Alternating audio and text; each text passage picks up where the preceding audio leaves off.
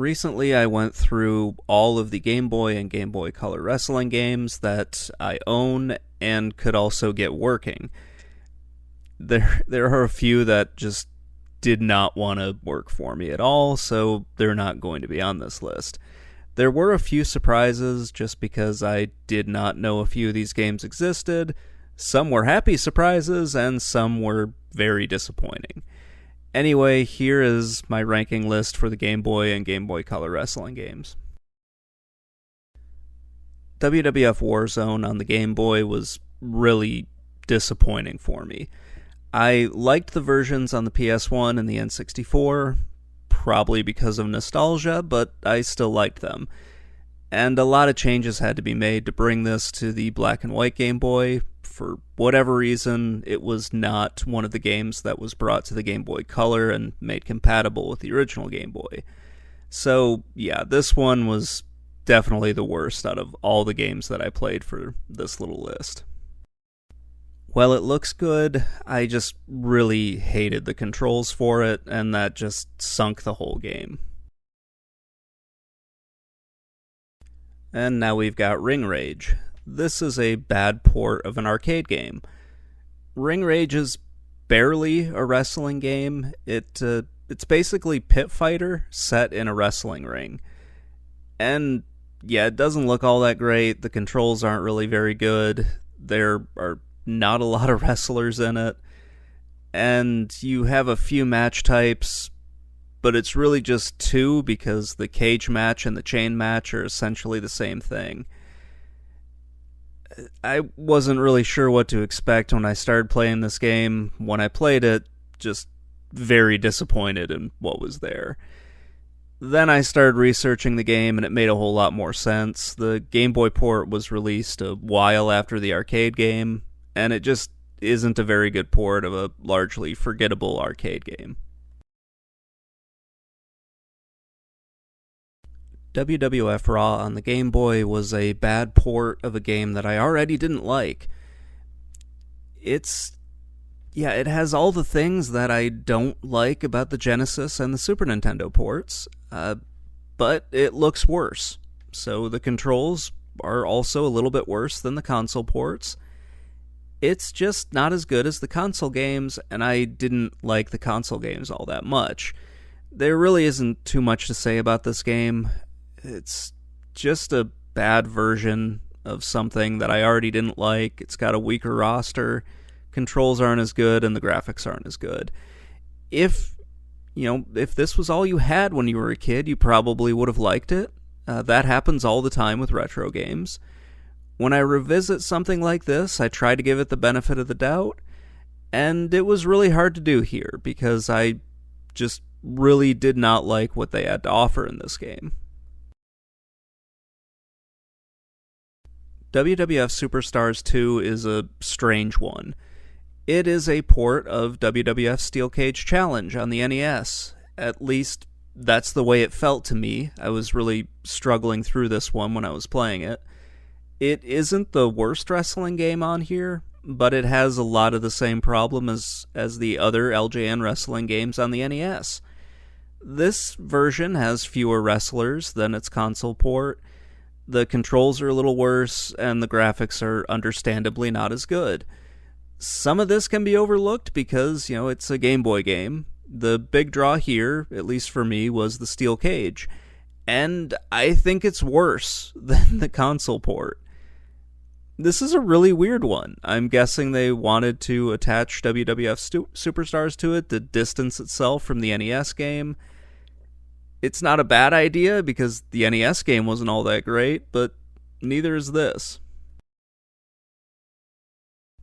WWF King of the Ring is one of those games that I feel like I'm the only person who really enjoyed it, at least on the NES. It's a fun game for that system, so I had a good idea of what I was getting into for the Game Boy port, and this version is exactly what I was expecting from any Game Boy game, or at least any Game Boy wrestling game. The controls and the graphics are alright for the handheld. It's not really anything special, but it's okay.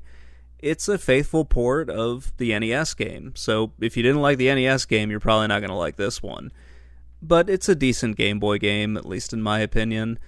It works quite well for a handheld like this, and if I had it back in the day, I would have been happy to play this, at least back in the early 90s, going on road trips and whatnot.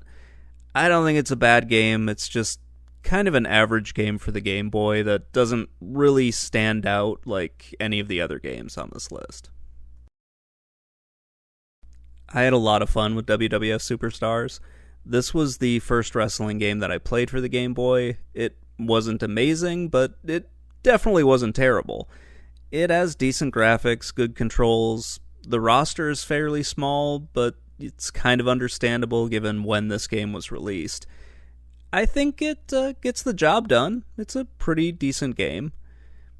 It delivers on what you should expect from a Game Boy game released in the early 90s, late 80s. It, will give you some entertainment for a while, and then you can move on to something else, or it'll keep you occupied when you're sitting in the backseat of a car. So, yeah, it's fine for what it is.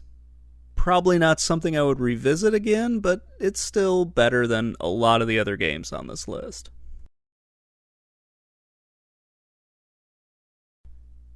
WWF Attitude for the Game Boy Color was exclusive to that handheld, meaning it wasn't compatible with the black and white Game Boy. This is another port of a PS1, N64, and Dreamcast game. I was fully expecting it to be bad after playing WWF Warzone, but this version is, it's pretty good. It's got a few advantages over what Warzone did, mostly because it was easier to control. I think the graphics are a little bit better, and it's nice and colorful. I was amazed at how much of the console versions of this game made it into this port. It is really amazing that they got all this stuff in here. It's a pretty good game. I like it quite a bit more than a lot of the other ones on this list. The graphics really were the main draw for this one. There's not too much they could really do with the controls, given that you only have 2 buttons. So it's good, but probably on the higher end of the average games. So I enjoyed this one quite a bit. WCW, the main event, is one of the games that works really well for the Game Boy. It has good graphics and good controls. It's a short arcade experience. There aren't too many game modes with it. The roster is a little bit limited. But it does deliver on everything that you should expect from a Game Boy game. There actually is a fun story with the roster. Most of it has to do with a few of the wrestlers who had left WCW at the time but are still in the game, and also Ric Flair, who had rejoined the company but wasn't able to make it into the game. That's kind of the funniest part about this whole thing. If you do pick this up, it's a really good wrestling game. You're not going to probably spend hours playing it, but you'll get enough out of it to keep you entertained for a while. And that's really what you can expect from these, and probably should expect. WWF WrestleMania 2000 is surprisingly not exclusive to the Game Boy Color. It is backwards compatible with the original Game Boy, which is kind of amazing to me that they were able to do that, because there's a lot in this game. It's got a really good presentation, the graphics are very good. I think the controls are pretty good as well. It is better than most of the games on the Game Boy, or at least most of the wrestling games on the Game Boy. I was just very surprised by, much of this game. I was expecting it to be kind of terrible, but it ended up being my second favorite game on the Game Boy. I wish the other ports of the PS1 and the N64 games had been as good as this one. There is a lot of content in this to keep you entertained for a while. It's almost overkill, but it's a very good game. Or at least a very good Game Boy game. It still makes me wish I was playing the N64 port. HAL Wrestling was my favorite wrestling game on the Game Boy. It's part of the Fire Pro wrestling series, and it's one of really the only options for people in North America if you wanted to try the series out at the time, and you didn't want to deal with importing them. It is very similar to Pro Wrestling on the NES, and that was my favorite wrestling game on that system, so yeah, here we are with HAL Wrestling being my favorite on the Game Boy. Out of all the wrestling games on the Game Boy, this one had the best controls, and I liked some of the little touches in the graphics that they were able to do. Just when you put somebody into a hold and his eyes are bulging out, I thought that was really cool. There's something fun about discovering a game that you didn't really know existed. HAL Wrestling is one of those games for me. It gave me everything that I was expecting from a Game Boy game and a little bit more. I really loved it.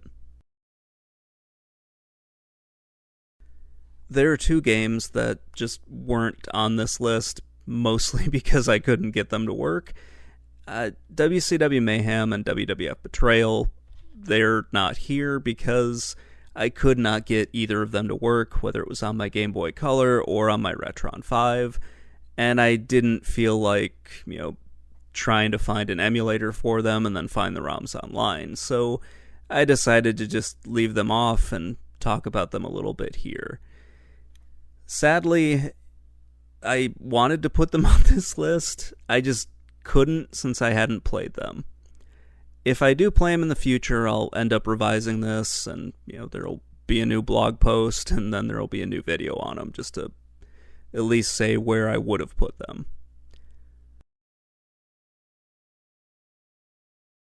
I do kind of wonder where the Game Boy Color port of WCW Mayhem would have fallen on this list, if I had been able to get it working. From what I saw in a few YouTube videos, I think it would have been either tied with or better than WWF WrestleMania 2000. But without being able to play it, I can't really be sure about that. Most of these games delivered on what I was expecting from a Game Boy game. They're short arcade experiences with decent controls, and a few game modes. Not too many, but just enough. These were made for really road trips, or just some downtime in between whatever you were doing. There are really only a few stinkers on this list that I just don't want anyone to go and play because they're just not worth it. A few of the games surprised me.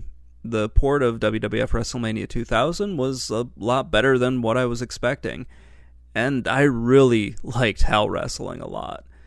I wish we had gotten more games from the Fire Pro Wrestling series here in North America, but we just didn't. I don't really know too much about what the import scene was like back then. We really didn't get a lot of Japanese imports in Michigan, so yeah, if we did, I didn't know where to go find them. Well, that's going to wrap things up. Let me know what you think in the comments below, and I will talk to you all later. Bye.